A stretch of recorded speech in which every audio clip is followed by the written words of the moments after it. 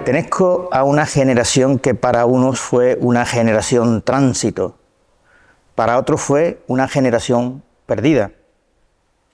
Para mí y los como yo, fue una generación preñada de proyectos de futuro y de vida, de nuestras vidas.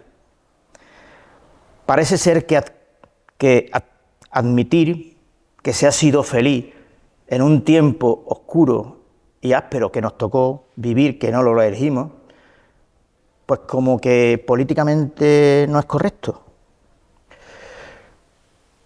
Mis recuerdos son de niño feliz, de niños a jóvenes contestatarios, adultos adaptativos y derrotados, y de mayores desilusionados, porque nuestras banderas las arriamos sin pelear, o a pesar de haberlo hecho.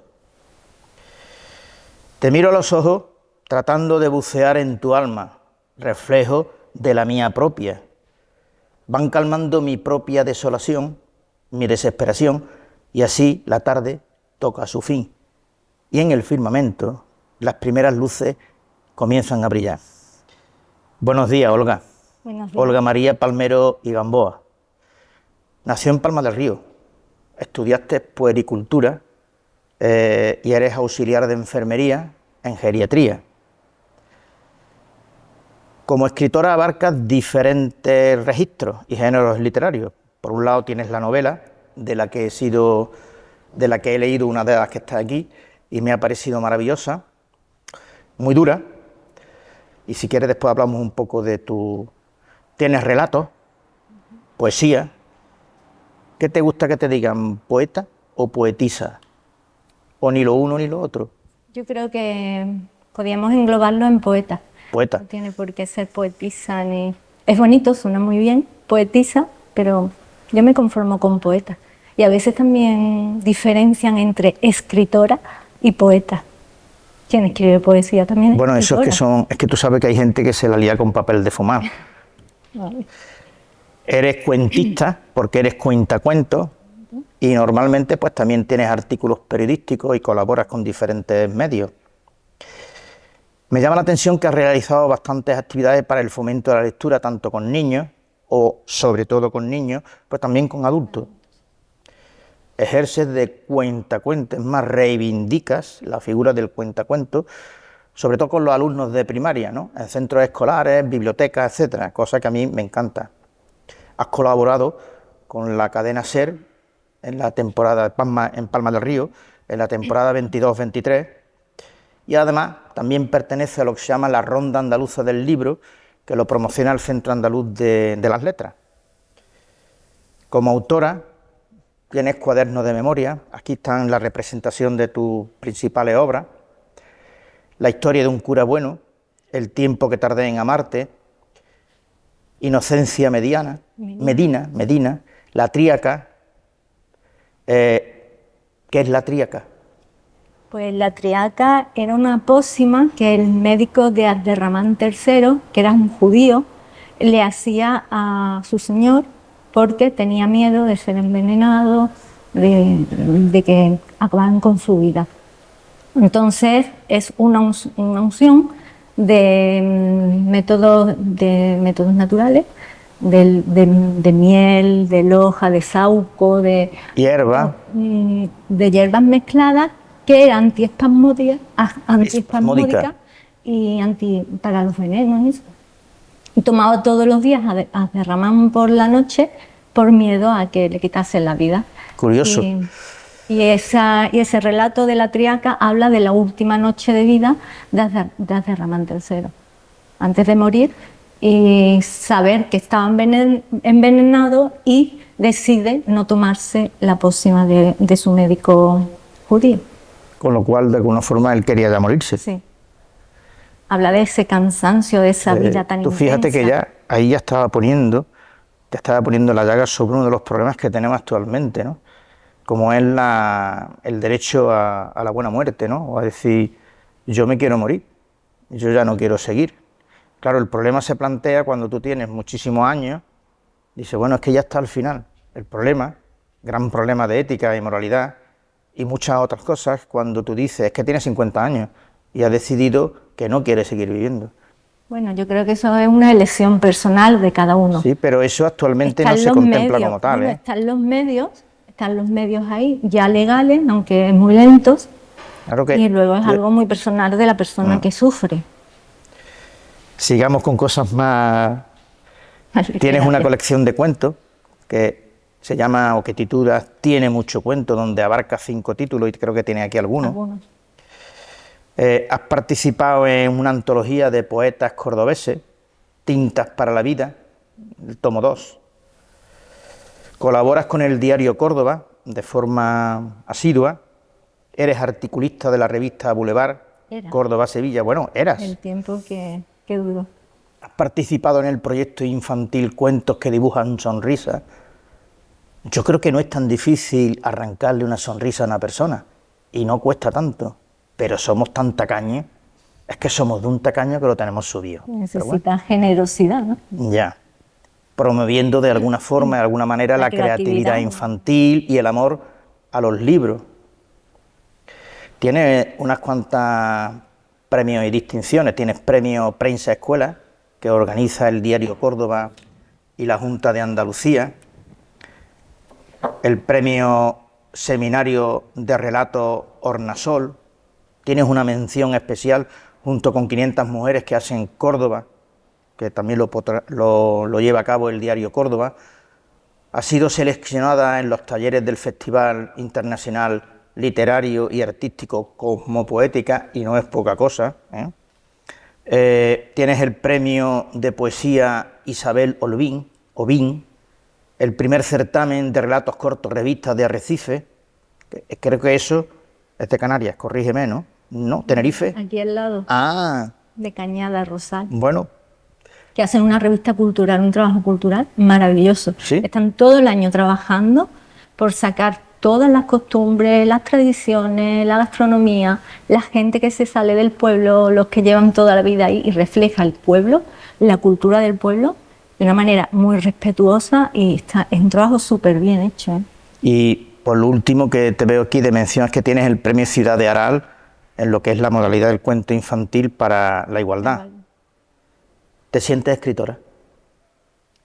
Creo que tengo el sentir de escritora. Tengo el sentir de escritora en la manera de escuchar, de observar, de mirar las cosas de diferentes ángulos. Ahora, cuando ya tienes que te den la calificación de escritora, necesitas de los demás. Aunque yo me sienta escritora... ¿Eso es quién te la da? Pues el público que te lee, el público ¿Ah, sí? que te sigue, y también las personas que confían en ti, los editores. Yo no podría escribir sin editores, sin contratos. Estoy hablando desde el lado más público.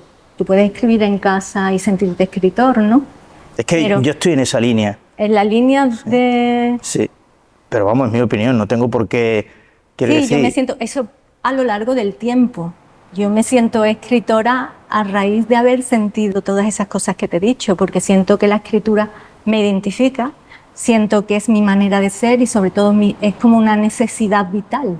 Es algo que haces como quien respira. Unos lo hacen pintando, dando clases, cocinando. Cada uno tiene una manera de comunicar y de expresar. Creo que la mía ha sido esa durante muchísimo tiempo. Ya. Pero tú no vives de la escritura, lógicamente. Tú vives de tu trabajo, ¿no? Y tu trabajo creo que... Explícamelo un poco, ¿no?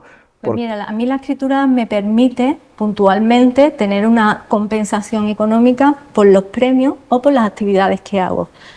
Durante un tiempo yo trabajé como puericultora en una guardería, fue un tiempo muy bonito porque te permitía la creatividad, que es una cosa que yo adoro.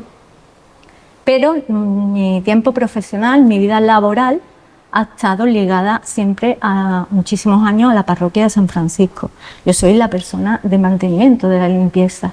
Y es curioso que un trabajo tan sumamente sencillo, no bien mirado, la verdad, porque es el último eslabón casi de la cadena, necesario. Pero a todos nos gusta que cuando entremos allí los espacios estén limpios. Pero mira, hay algo muy curioso que en la parroquia de San Francisco me ha permitido, que allí ves pasar la sociedad palmeña.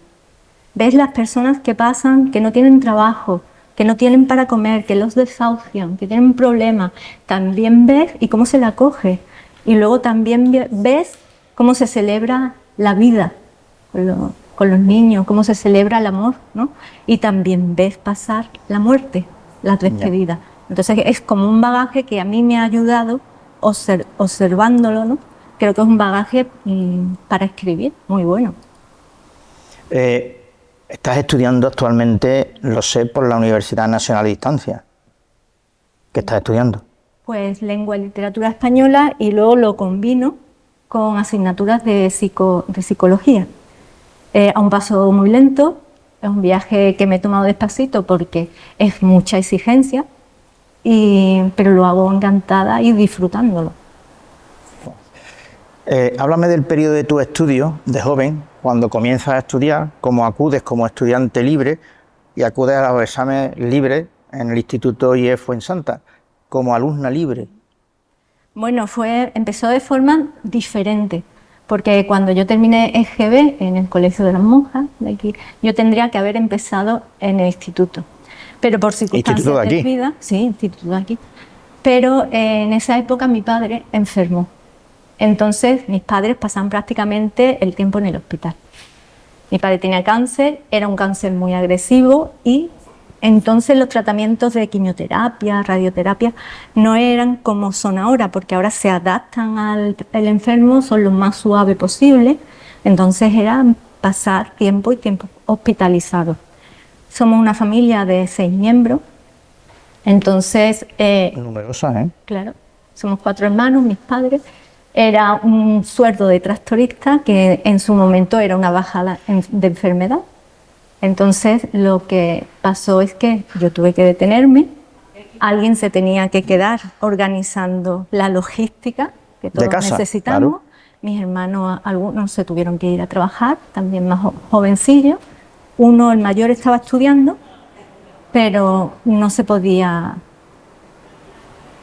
hacer otra cosa.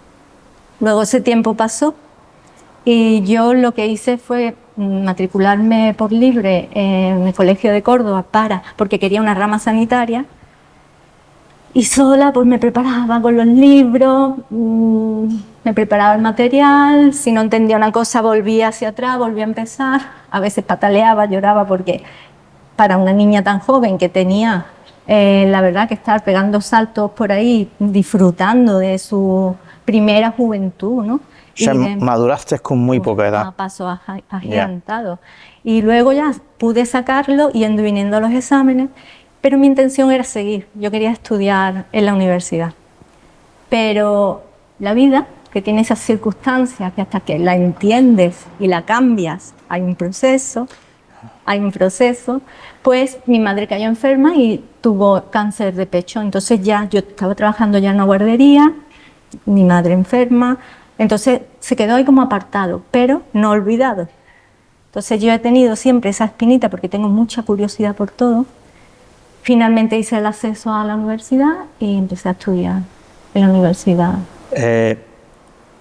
A mí así, abuela pluma, se me ocurre ahora mismo, ¿no?, como ejemplo de todos estos jóvenes que pasan por ahí, que hacen cosas, que piensan cosas, que tienen actitudes.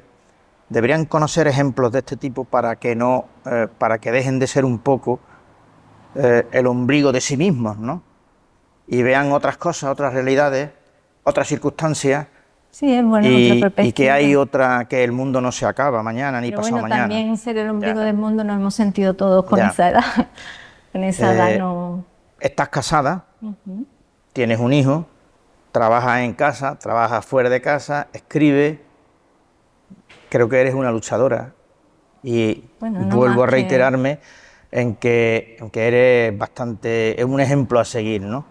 Bueno, tu madre has dicho...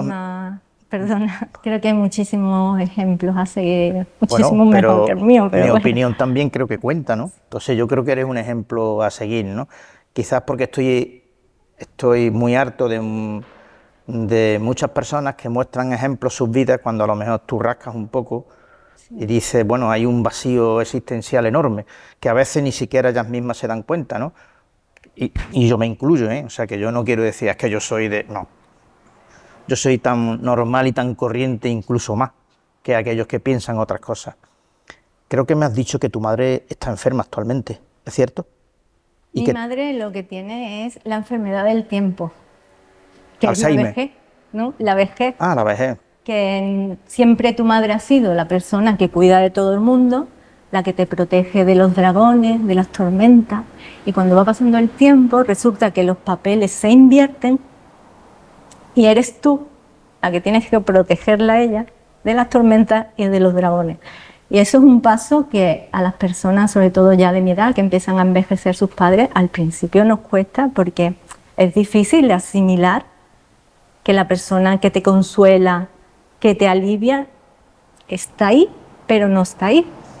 Es de otra manera. Ella sigue estando ahí, pero es de otra manera. Dicen que la vejez es un privilegio que se le da a unos cuantos. Y es cierto porque se queda mucha gente atrás.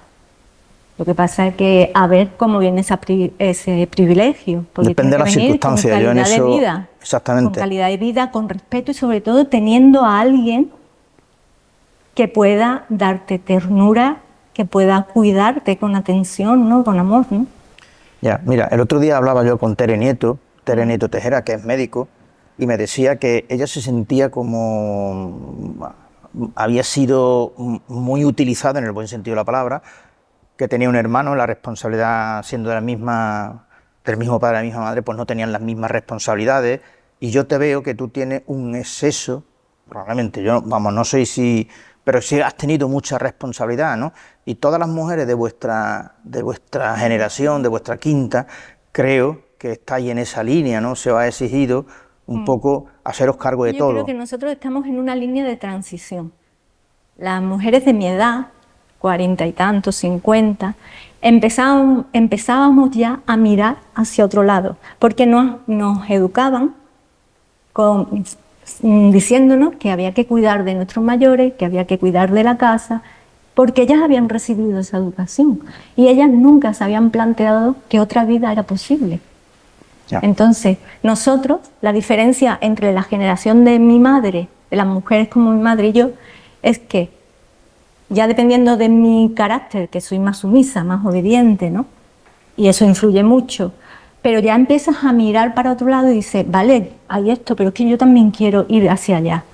Y creo que es como la guerra que hemos tenido, porque la gente más joven lo tienen claro, ¿no? Ellos hacen más su vida, evidentemente le tienes que inculcar el respeto a los mayores, ¿no? Yo eso de que lo tengan ayudar. más claro, hay Yo cosas creo que que lo tienen sí. claro en el ejemplo, cuando tienen el ejemplo en su casa. En mi casa, mi hijo, por ejemplo, no creo que haya escuchado nunca hablar mal de sus abuelos o yo hablarle mal a... Entonces yo creo que eso lo veo reflejado en cómo él nos trata a nosotros, ¿no? Es el ejemplo que tienes en casa. ¿A qué edad tienes tú la necesidad de escribir y de publicar las cosas que escribes? Pues mira, entre escribir y publicar hay una diferencia para mí. Yo escribir, recuerdo, de pequeña jugaba y todo, pero sí recuerdo que a partir de los 10, 11 años yo tengo cuadernos en mi casa, tengo muchísimos cuadernos y ya escribía en los cuadernos. Porque al ser tímida y sobre todo muy observadora y que los silencios están llenos de voces, la manera de canalizarlo era escribir. Y eso es lo que yo hacía. Y además era mi manera de identificarme. Yo me sentía yo siendo de esa manera. Pero el hecho de... Y siempre tengo cuadernos un montón. Luego de los cuadernos, que son cosas personales, luego pues empezaba a escribir historias, empezaba a escribir relatos. Pero lo de publicar, digo que es una cosa diferente porque Es que lo es, lo es. escribir es un oficio íntimo, solitario, reflexivo. Muy personal. Que lo hace en soledad. Sí. Y publicar es exponer toda esa intimidad. Entonces, con eso no me llevo tan bien. Reconozco que me da muy bonito cuando lo compartes con la gente, pero me cuesta más. Y llegó casi sin plantearlo, porque participé con el Diario Córdoba en un proyecto que tenía para hablar sobre reflexionar sobre artículos de la agencia EFE sobre la guerra de Yugoslavia, y yo recuerdo que lo escribía hasta mano, yo no tenía máquina de escribir, y ese fue premiado y a raíz de ahí ya se dieron cuenta que escribía y ya me pedían, pues escribe para la revista literaria. Dentro de la revista literaria había algún editor. El editor, ¿tienes algún relato? No sé qué. Me propone un contrato de publicación. Es que ha sido casi sin darme cuenta, ¿no? Porque no eran... en mi cabeza no estaba, voy a publicar novelas. Ya, No, no tenía un objetivo sí, no. ya prehecho, ni Cuando tenía... Cuaderno de Memoria sí ya empezaba a pensarlo, que eso no se podía quedar callado. Eso sí. La verdad que escribir en este país, vamos, no sé los demás, pero vamos, yo conozco este, ¿no? Entonces, aquí es difícil vivir de lo que uno escribe, ¿no? Sí. Pero en todo caso, ¿te gustaría vivir y dedicarte única y exclusivamente? Es que creo que no sería realista, tal como está la sociedad. Como gustarme, me gustaría más vivir de las reflexiones, de los artículos, de los textos de las revistas literarias. Quizás porque te conectas más con la realidad. Sí, porque la de hoy día. me permite ser más yo y me permite dar mi visión más personal. Las novelas son personajes que observas, que estudias, diferentes ángulos, no eres tú. Mira, puedes aparecer en alguna pincelada, pero no eres La siguiente pregunta que te voy a plantear va en esa línea. Dice, la escritora es una persona comprometida con la sociedad que le ha tocado vivir. ¿O solo le interesa la actividad per se, tu actividad? Mira, si solo te interesa tu actividad, mal vamos. Yo creo que si una persona tiene una capacidad para hacer algo, tiene un compromiso. Y tienes que dar algo. Hay una frase por ahí que dice, si tienes poco, da poco, si tienes mucho, da mucho, pero da siempre.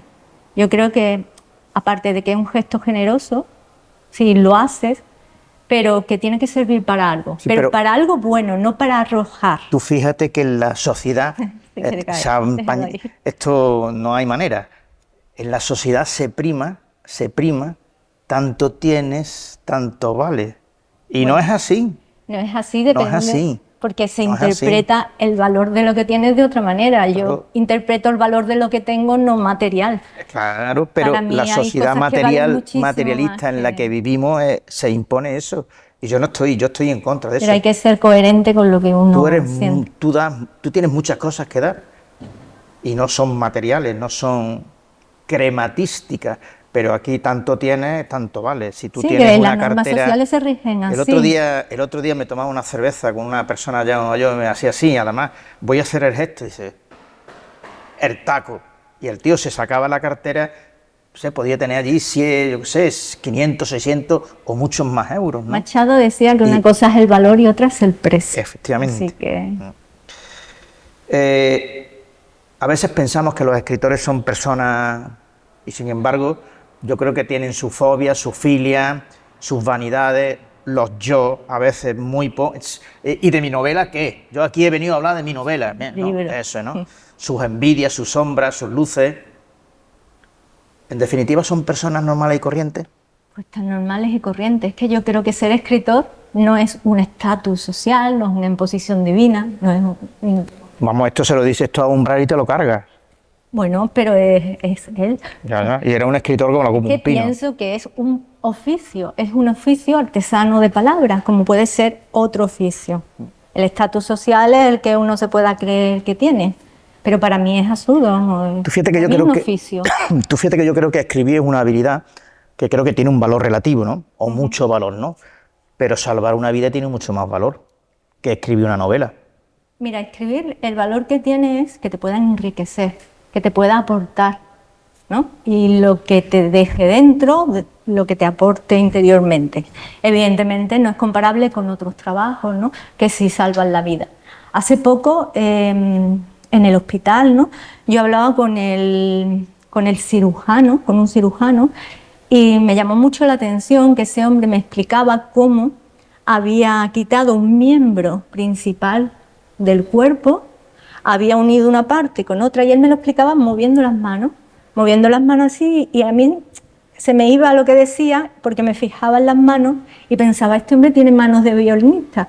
Me dijo una cosa imposible que puedes creer que es imposible de hacer, pero que la hace, y luego lo veía metido en su despacho, con el ordenador, con papeles hasta aquí, volvía a su casa.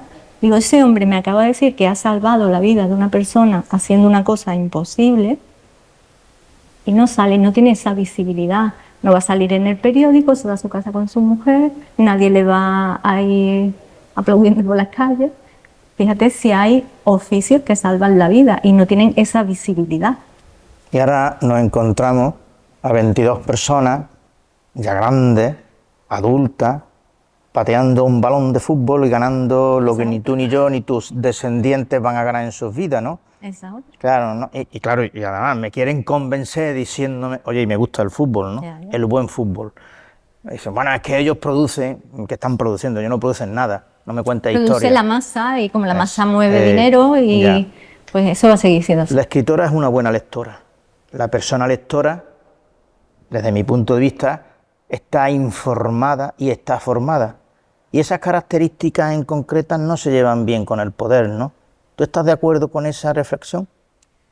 Debería de llevarse bien con el poder, pero no se puede llevar bien con el poder porque una persona, cuanto más inculta sea, más fácil de doblegar.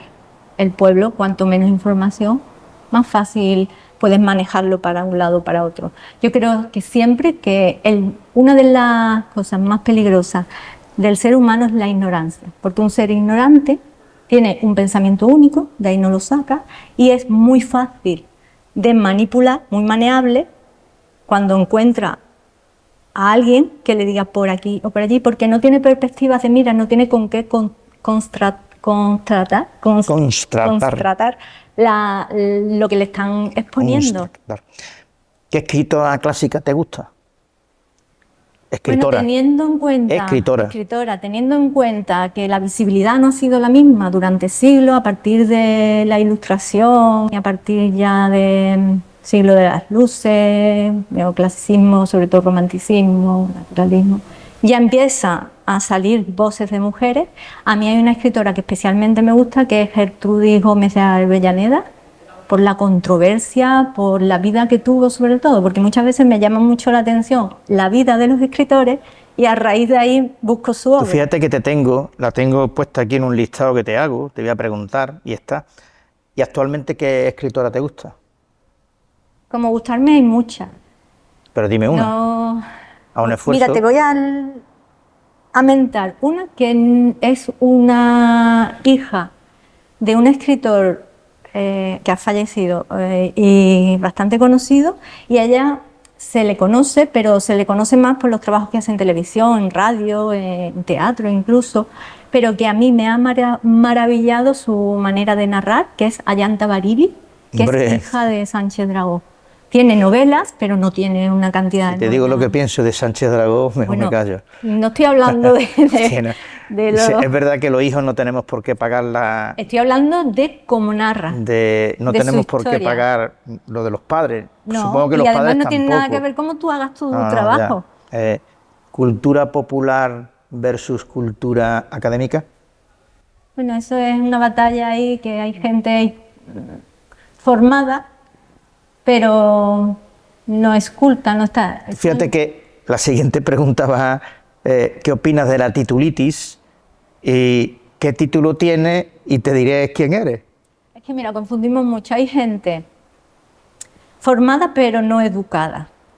Hay gente instruida pero que no tiene esa cultura, esa sabiduría, ya no cultura, sabiduría, que tienen otro tipo de gente que a lo mejor no están tan instruidos. Hay gente preparada, instruida, que trabajan en el silencio, nadie, científico, científica, matemático, físico, nadie les pone una alfombra roja y están haciendo trabajo impresionante. Y hay otros que van por la vida, desgraciadamente, con el birrete en la cabeza, que les pesa más el birrete que el diseño que tiene de las cosas. Eso es así. La escritora es una persona con talento y en todo caso se puede cultivar o viene impuesto el talento por la herencia genética. Si tienes talento, si no lo cultivas, para poco te va a valer. Es como tener una casa muy, muy, muy bonita y si no la vives, si no la habitas, la casa termina hundiéndose. Hay gente que tal vez no tenga esa capacidad, pero trabaja y va puliendo. Y has dicho herencia. Yo en ese caso tendría que decir que la herencia sí, porque yo vengo de una mujer, ella te hablé una vez de mi abuela, que nació en 1898, una mujer que leía, que escribía, que leía novelas de Tolstoy, que en una aldea, que entonces era aldea, o en medio del campo. Y yo no sé por qué, pero en mi familia, en la parte paterna, es cierto que hay muchísimos que escriben y escriben bien. Y de hecho, mi hijo escribe estupendamente y lo que hace es escribir. Él estudia, pero le encanta escribir. Sí, algo tiene que haber. si decimos que todos tenemos talento, todos tenemos algún tipo de talento, Claro. pero que la sociedad se encarga de valorar uno y minusvalorar otro. Claro, porque entiendo que de donde venga el talento, el trayecto va a ser más complicado. Porque no es lo mismo, y las cosas son así, no es lo mismo tener un talento aquí, visible, un buen barrio, es que es así. Tú, El talento va a ser talento siempre, da igual sí. que seas de un lado o seas de otro. Pero lo que es cierto es que el que está más hacia atrás o quien viene de países más desfavorecidos o de barrios más humildes o no tiene medios económicos para formarse, el camino va a ser más duro. Tú fíjate que yo recuerdo que yo era muy chico, y yo conocí a mi abuela. Yo decía mamá Dolores, una señora gorda. Siempre me recuerda la Venus de Widenhouse, esa gordita. Y me encuentro entre sus cosas la historia de Menéndez Pidal. Y yo cuando era chico que la vi, cuando se murió tal, pero claro, ya de mayor, esos libros los tenemos nosotros. Digo, y claro, yo le preguntaba a mi madre, mamá, ¿y esto lo leía la abuela? Y, sí, esto lo leía mi madre.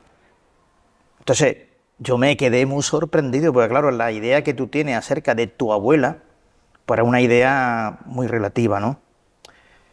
Hay una frase que se usa mucho, y yo he tenido el privilegio de estar en ese templo y lo he estado viendo, ¿no? Conócete a ti mismo, eso lo decía.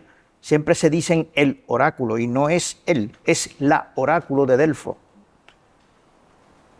¿Crees que es lo más importante? Es muy importante conocerse a sí mismo como medio, forma y herramienta de poder conocer a los demás y al mundo que te rodea. Es que si no te conoces a ti mismo, ¿cómo vas a conocer o querer hablar, en mi caso, de los demás?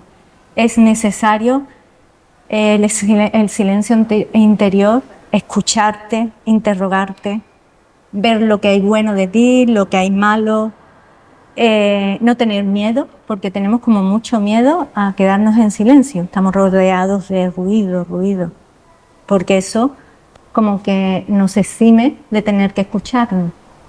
Una vez que tú te conoces y que aprendes y que te interrogas y vas ahí hurgando entre las habitaciones que tienes por dentro, eso te ayuda sobre todo a comprender que el que tienes enfrente no es tan distinto de ti, que todo el mundo pues tiene sus heridas en la biografía, que todo el mundo sueña con ser feliz, todo el mundo ha querido a alguien que a lo mejor no le ha querido, que tiene sueños imposibles, que tiene alegría, pena, que no somos tan distintos, que vamos como que, ay, yo soy el que más sufro del mundo y este es un tal, no, párate, escúchalo porque seguramente tendrás sus razones. Y cuando aprendes a conocerte a ti mismo, es verdad que aprendes a mirar de manera diferente a los demás. Por lo que deduzco de lo que estás diciendo, evidentemente no nos escuchamos lo suficiente, ¿no? Y yo, en todo caso, te tenía la pregunta, dije, la pregunta te decía, ¿nos escuchamos lo suficiente los unos a los otros? ¿O esto es una cacofonía de cacatúas? Nunca mejor dicho, ¿no? Bueno, mira, yo creo que nos escuchamos poco. Mira, Gabriel Castilla, siempre le he escuchado yo decir, el primer mandamiento de la ley de Dios es escucha a Israel. Cuando iba a dar los mandamientos, es escucha, no es amarás a Dios, escucha, luego dice, muchas veces lo dice a los niños. Y es verdad, es escucha. Pero ¿qué pasa? Que cuando llega la otra persona, tú quieres hablar o quieres que te escuchen, la otra persona tiene más necesidad de hablar que tú. ¿Por qué? Porque a lo mejor tiene muchos vacíos, vivimos en un mundo de pantallas, de escondernos, de mucha dopamina en cápsula, pero no vivimos frente a frente, mirándonos frente a frente, relacionándonos. Y yo creo que el ser humano, que vivimos individuales, pero somos seres sociales, y como seres sociales tenemos que relacionarnos. ¿El amor es la solución de todos los males? Mira, yo te voy a decir que no. El amor es la razón, es lo que da sentido, pero yo siempre pienso que el amor no te quita la enfermedad de un ser que quieres, no salva a alguien que vas a perder, no te trae a quien desearías que volviese. En las catástrofes de la vida, pues de algunas no te puedes salvar. Ahora, no te puedes librar, pero ahora que le des sentido y que está por encima de todo y te ayuda a estar por encima de todo eso manteniéndote y dándole un sentido y una dirección, sí. Creo que es el sentido principal de todo. El dolor compartido es un dolor dividido, por tanto su efecto nocivo es menor. Evidentemente. ¿Estás de acuerdo? Si tú llevas, claro, si tú llevas un saco de patatas y coges un asa y otra persona te ayuda, te va a doler menos. Sobre todo cuando entiendes el dolor que el otro también lo ha podido pasar. La muerte nos iguala, ¿no? En el sentido de que seas quien seas, al final terminas muriendo y desapareciendo, ¿no?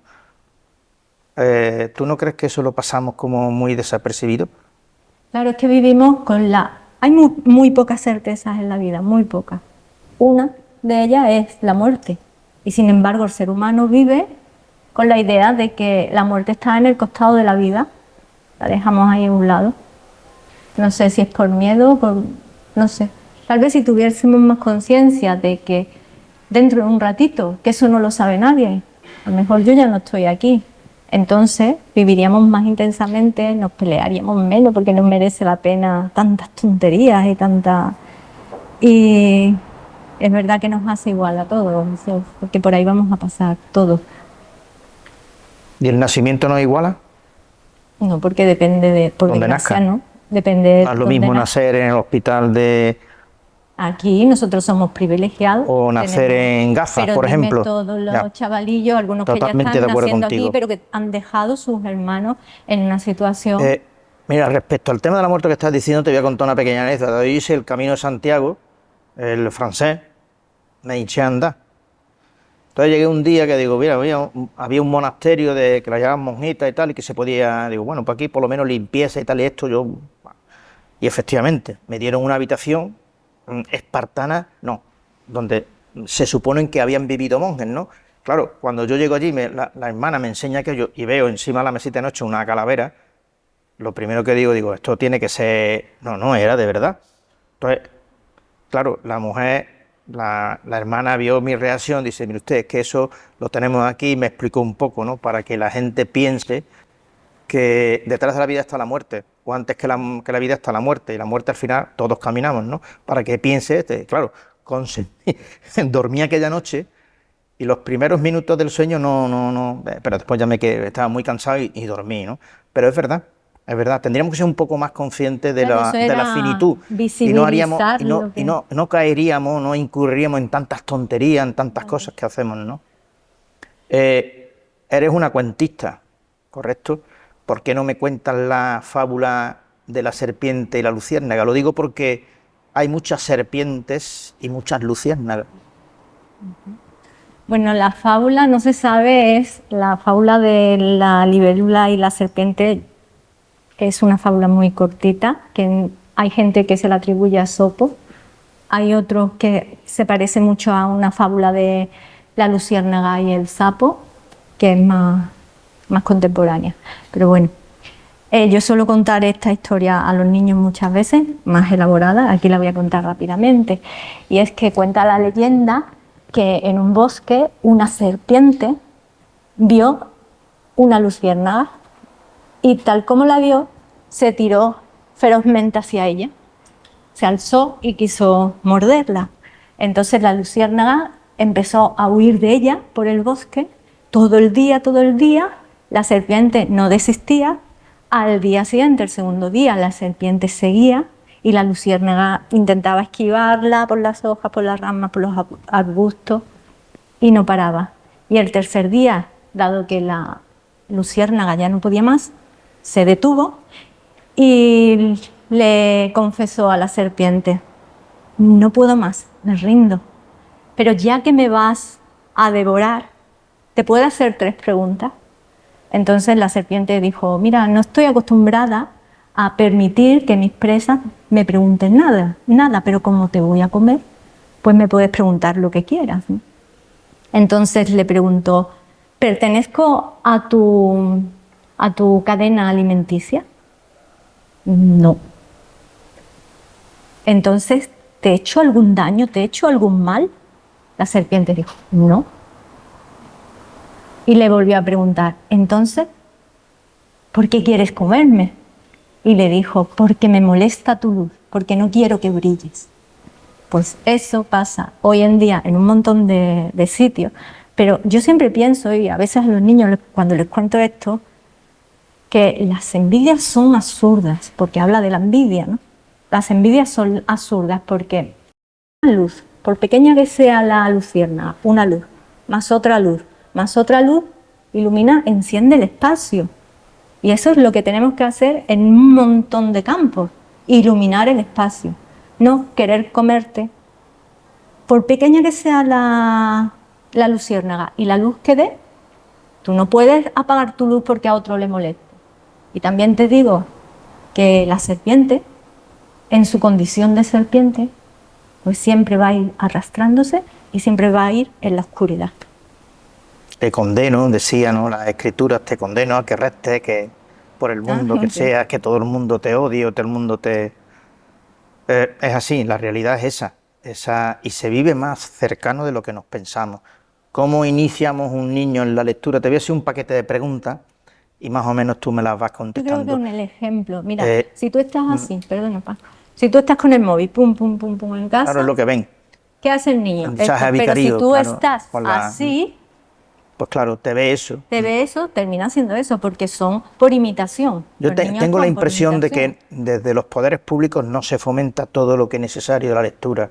Y creo que tener espacio, crear sitios donde se puedan hablar de libros, bueno, pues contar cosas, yo he leído este libro tal y cual, no sé qué, o vamos a leer durante una semana este libro, vamos a debatirlo, yo creo que serían elementos muy importantes para fomentar la lectura. Claro, se intenta hacer, lo que pasa es que date cuenta que la lectura no está considerada como una necesidad vital, aunque lo sea en cierta forma, ¿no? Una necesidad vital intelectual. Entonces no se le va a dar el primer lugar. Ahora, en los colegios, en las casas, tiene que haber siempre acercamiento del niño hacia los libros. Lecturas apropiadas. No le puede dar a un niño, como me tocó a mí leer en quinto, en sexto, me tocó a mí leer Insolación de Pardo Bazán, que yo no me enteraba de nada. Tiene que ser una lectura apropiada. Y sobre todo en casa, a mí lo que me ha funcionado es sentarme a leer con mi hijo, leer partes y luego a hablar sobre eso. Además ayuda luego a la lectura comprensiva, que ayuda al estudio. Porque cosa que lea, cosa que entiende. Claro. Si tú hablas y reflexionas y escuchas su opinión de lo que estáis leyendo, eso ayuda a que tenga interés por el libro. Yo a mi madre ya cuando estaba mayor, yo le hacía que leyera.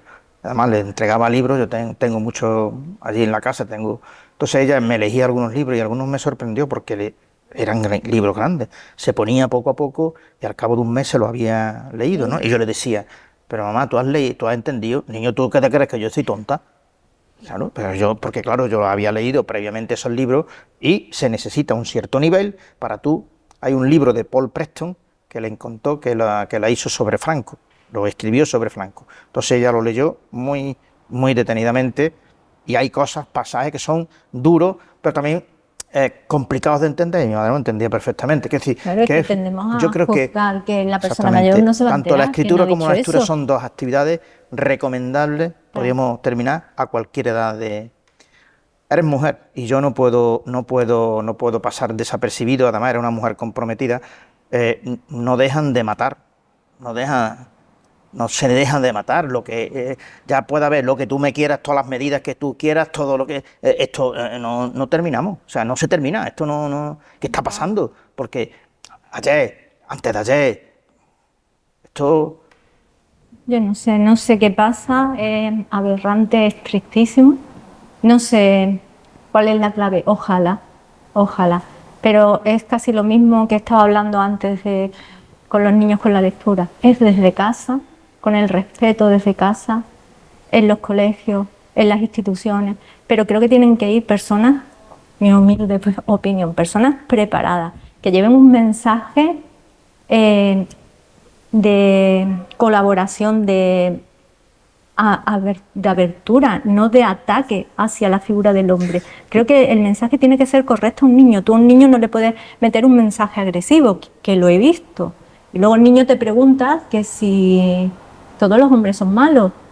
Ese no es el mensaje feminista. El mensaje feminista es pertenecer a un movimiento social que tiene unas perspectivas filosóficas que quieren transformar todo lo que sea desamparar a una mujer por el hecho de serlo.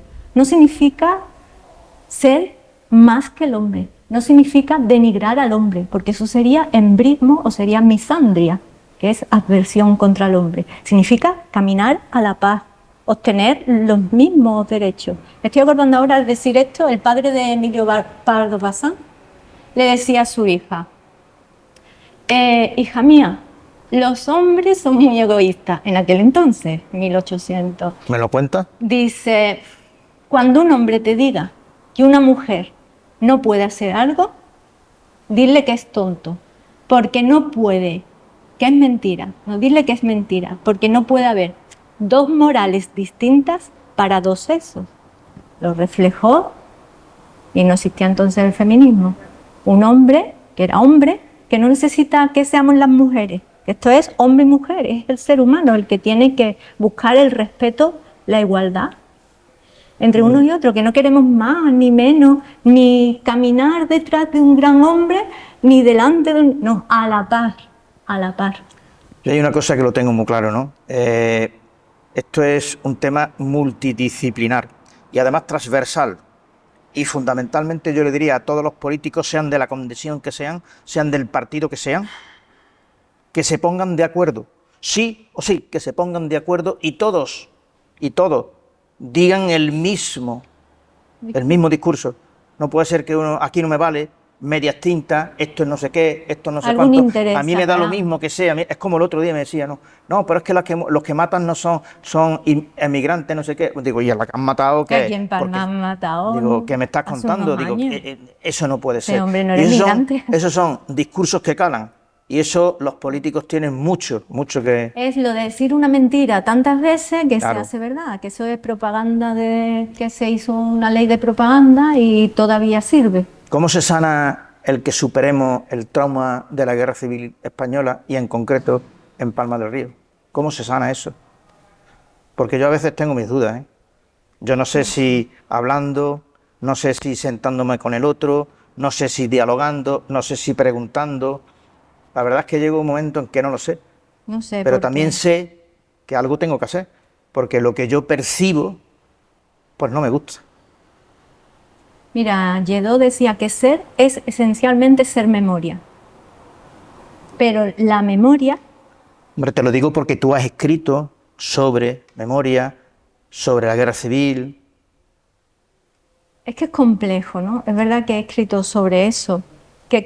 Yo creo que las cosas se tenían que haber dialogado. Sé que existió el pacto de silencio, pero ese pacto... Hablas de la transición. Sí, ese pacto de silencio se ha como confundido con la imposibilidad de resarcir a las víctimas, ¿no? Yo creo que las tiritas, el yodo de la herida, no es ese, no es callarse. Las tiritas, el yodo, lo que cierra una herida es poder hablar de ellas, poder entenderlas y respetarlas. El respeto va a ser lo único que cierre esas heridas. Es que no podemos estar todo el día anclados en el pasado en aguas estancadas. El agua tiene que correr, darse contra piedras, y ahí es donde el agua va más luego clara. entiende mis dudas, ¿no? Pero claro, yo cuando viajo en Alemania, he estado en Berlín, Sí, en pueblos y lo tal, tratan. entras a un ayuntamiento y te encuentras ahí un panel explicativo de los nazis, lo que hicieron los propios alemanes, Sí. con la propia esencia del pueblo alemán, ojo, y ellos lo reconocen. Pero no y serán eso porque han llegado a un punto no hace 80 años, sino que hace mucho menos. Han hace llegado a menos un tiempo. punto de respeto. Ellos lo ven con más naturalidad. Y no solamente lo ven con más naturalidad el holocausto que hicieron, sino que lo hablan. Y yo creo que eso es lo que ayuda a superar las cosas. Pero no, aquí... El hablar en voz baja, como se ha hablado en este país las personas que vivieron, es aumentar esa herida. Yo creo, hay una frase, lo que pasa que es en gallego, que viene a decir más o menos, la dijo Rosalía de Castro, ¿no? Que hay infiernos en la memoria cuando no los hay en la conciencia. Y tú no tienes conciencia de que has hecho algo chungo, como puede ser las barbaridades que se hacen en una guerra, pues los infiernos se te van a la memoria. Entonces tú no quieres hablar de memoria histórica porque sabes que hay ahí una cosa sin resolver. Los fantasmas, que no se enciende la luz, los que tú tienes miedo, que si hay un fantasma debajo de la cama, hasta que tú no enciendes la luz y ves el fantasma debajo de la cama, te das cuenta que no existe. Hay que buscarlo, hay que hablarlo, porque las cosas que no se tratan se enquistan más. Hay que hablarlo con respeto. Y se podía haber hecho, yo creo que se podía haber hecho. Estoy trabajando en la creación de una mesa redonda donde hablemos diferentes personas de diferentes ámbitos sobre este tema. Me quedan ya poquitas cuestiones, pero no, vamos, quiero, yo te nombro, te doy un concepto, te digo un concepto y tú me dices primero que se te venga a la cabeza, ¿vale? ¿Estás preparada? Es que te iba a decir una cosa, estoy pensando en lo de antes. Uf.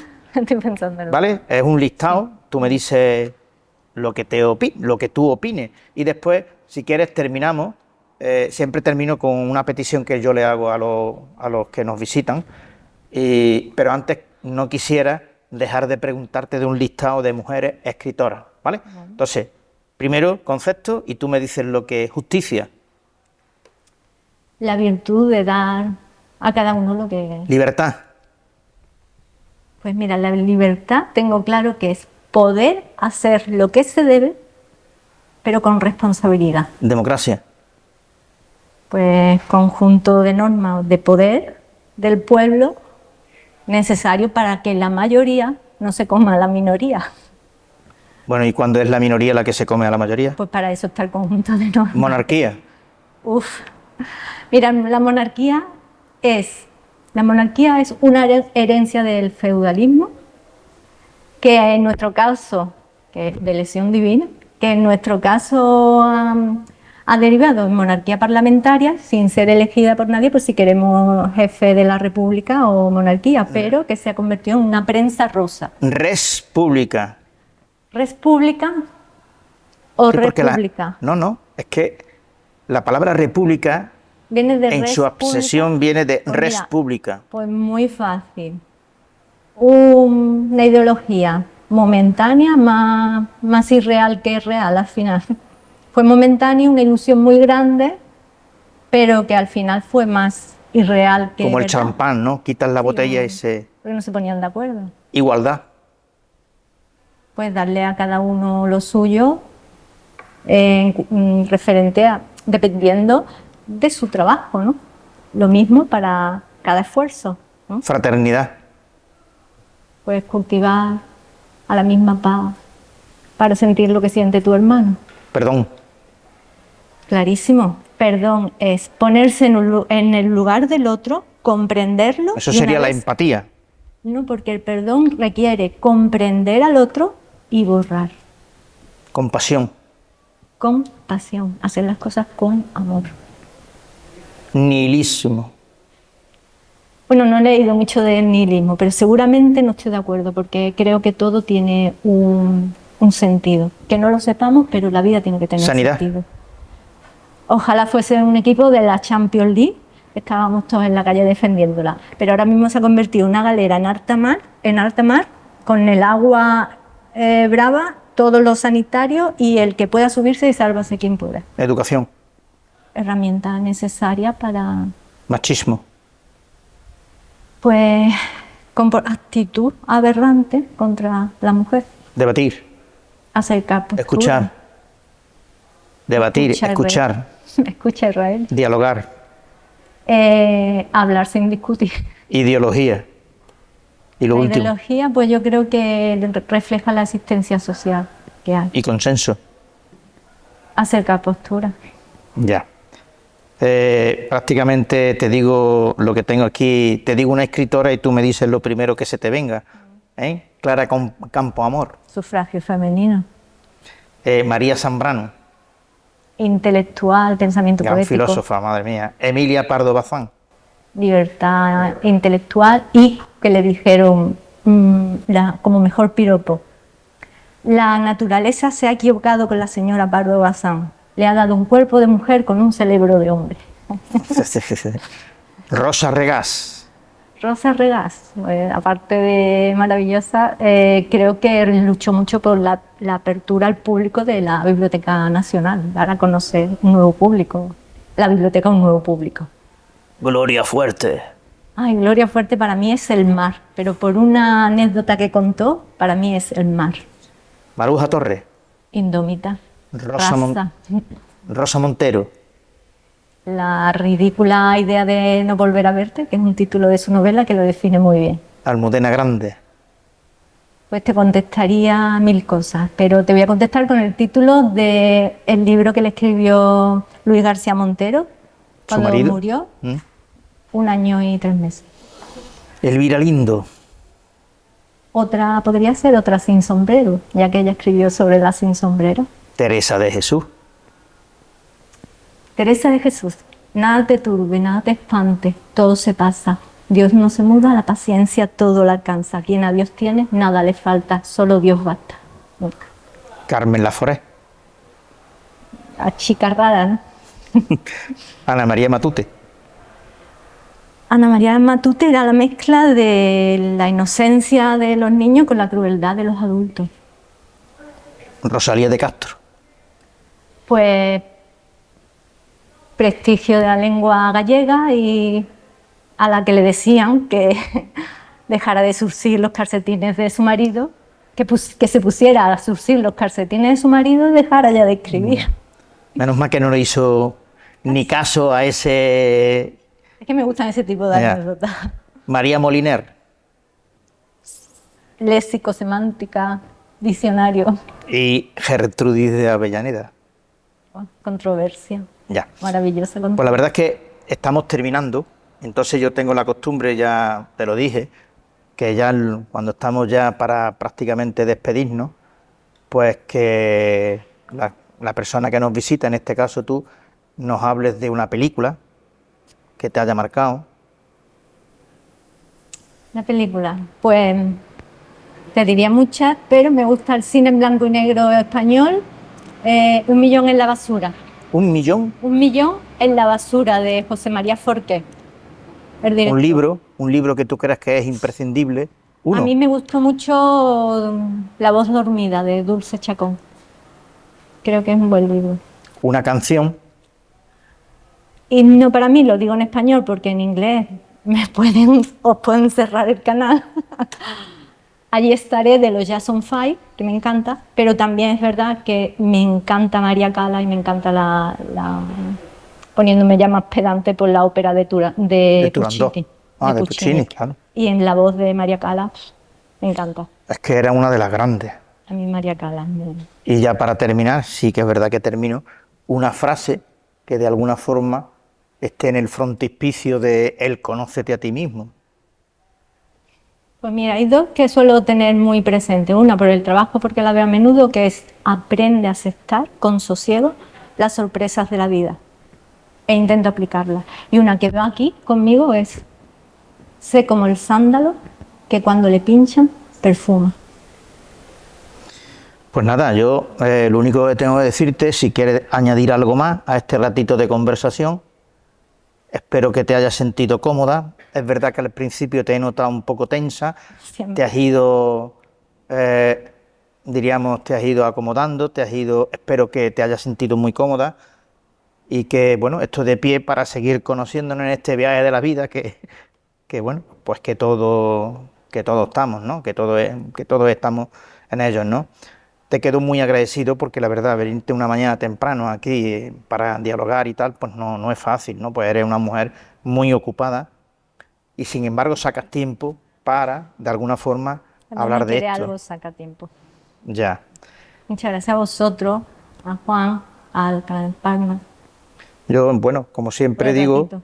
volver a agradecer a los técnicos sin lo cual este mensaje o este diálogo no llega, ¿no? Después a los televidentes de TV Canal Palma del Río, que sé que parece ser que cada vez, es por lo que me cuentan, hay más gente que lo ve, que lo mira con cierta atención, yo agradecido, ¿no? Y a las instalaciones de aquí del Hotel Castillo, que me han dejado Piano, Sí, sí, maravilloso. además hago... Suena, que está, que no es un piano ahí de... Y nada más, agradeceros y siempre cierro con lo que deseo, ¿no? Un deseo ferviente. El mío también. Sí, sean felices, Bueno, hay que ser felices, ¿no? Sean ustedes felices, que es lo que digo, y sean muy buenas personas, que es lo mejor. Pues nada, muchísimas gracias, gracias a vosotros. Olga, y que tengas buena mañana. Pues igualmente, muchas gracias. Ha sido un regalo. Gracias.